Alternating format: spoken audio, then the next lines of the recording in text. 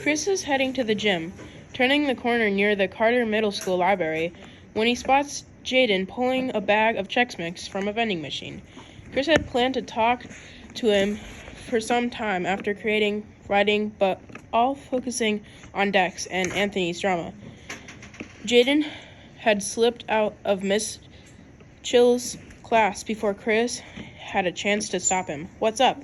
Chris says as he angles his body against the vending machine. "Sup," Jaden says, "Chillin'. On my way to the hoop group. What about you?" Jaden's eyes shift as he searches for response. I have some, to run to my mom." "That's cool," Chris says, though he's not all convinced. "I guess I'll let you go then, but I've been meaning to ask you, when are you coming back?"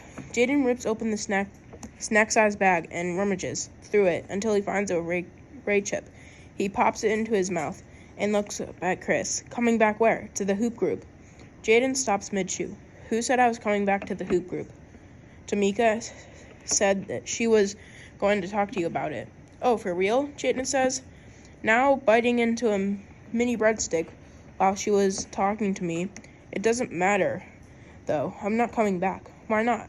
Jaden casts his eye towards one of the clocks, suspended from the hallway ceiling. "I'm busy, and I really do gotta go now. For real." Chris wants to say something else to press Jaden about why he's not playing with ballers or hoop group, but when he opens his mouth, it's too late. Jaden has already broken into an easy job and is passing Principal Kim's office.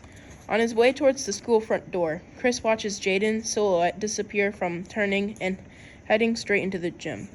He's not jogging like Jaden was, but he was just as much of a hurry. "Look, I'm sorry, Tamika," she says. Chris confronts her about his conversation with Jaden. "I never said I'd already talked to Jaden. You've made the suggestion, and I thought it was a good idea. You've been waiting for the right moment, but since you've been coming to practice anyway, I figured you didn't really care that much. So, I'm not supposed to care about playing on the team that only has 4 players." "That's not what I said." "Look," Chris says, cutting her off. "I talked to Jaden, and he didn't sound like he was ever coming back. Maybe it's time to figure out a plan B." Tamika balances her basketball on her hip with the crook of her left arm. "Actually, I'm still working on plan A. I thought plan A was getting Jaden back on the team." "Plan A," Tamika says, it's to make sure that if we do get a 5th player, whether it's Jaden or somebody else, we at least look like a halfway decent team." "So more practicing," Anthony says, looking down at the floor. "Yes, more practicing." Tamika clears her throat. "And I also arranged another scrimmaging. It's against Austinburg Prep tomorrow." Dax looks as if he's near tears. "Tomorrow? We can't play Austinburg tomorrow. That's your old team. You know how good they are? It's not like we have any other choice," Tamika says flatly. "Tamika, we could even be a bunch of 10-year-olds. So we're not supposed to try? Is that what you're saying?" Dex, "No." It's so low that Chris, who's standing right next to him, is straining to hear it. "If we lose again, we lose," Tamika says. "If we have to play 4 on 5, we have to play 4 on 5. But we're not going to get better unless we play real games. We've come a long way, but we gotta keep going." And with that, Tamika heads down to the baseline and begins doing lunges towards half court. Dex and Anthony follow, but they move slowly at first, their legs heavy. Eventually, after a few laps around the gym and a few dribbling drills, they get their steps back. But not Chris. He's just going through the motions, doing the bare minimum. Tamika watches as Chris breaks for water every couple minutes. How he takes an extra long time to transition from one drill to the next. What she doesn't know is that Chris has already decided that this will be his last hoop. Group practicing once he walks off the Carter Middle School court at 5 a.m. He plans on never coming back. Of course, Chris has already consider that. Tamika will probably have to cancel the scrimmaging when he doesn't show. And the couch and team from Austinburg will probably be very unhappy with traveling all the way to Lorden for nothing. But he doesn't care. Tamika's smart, and he says to himself she'll figure out something. After hoop group practice, on his way to Y, Chris is more certain than ever that returning to Ballers full-time is the right decision. He laughs to himself thinking about how silly it was questioning his father's decision to start a program because of King's hustle spirit. Chris does not have to stick around while hoop group continues to implode. He has options.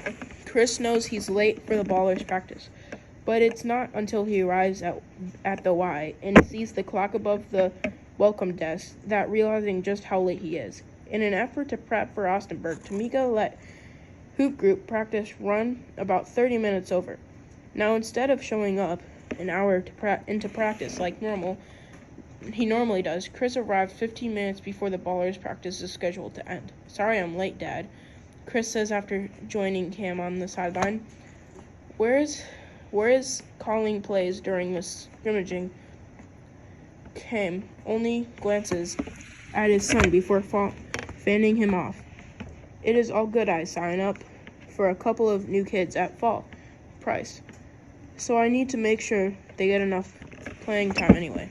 "Okay, that's cool. But I did want to tell you, that today was the last day I had to stay after school. The big test is tomorrow, so now I can be on time to practice." Cam's eyes are glued to the court. Chris, it's all good. Just come when you can. If you have something else to do, you have something else to do. Really, it's cool. So if you don't want me to come to practice. Finally, Cam turns and looks at Chris. He looks right through him. "In fact, I never said that. I don't want you to come to practice, but you haven't been here, so we had to make do. Hesitantly, we just don't really need you right now. It's amazing how quickly a mind and heart can change, how fast the world can take your hopes and dreams, crush them, and bury them deep." By the time Chris's feet hit the pavement outside the YMCA entrance, his reservation on the Ballers has taken a full turn, and now he has no options. Tomorrow he will have to show up to hoop group practice again, like he never left at all.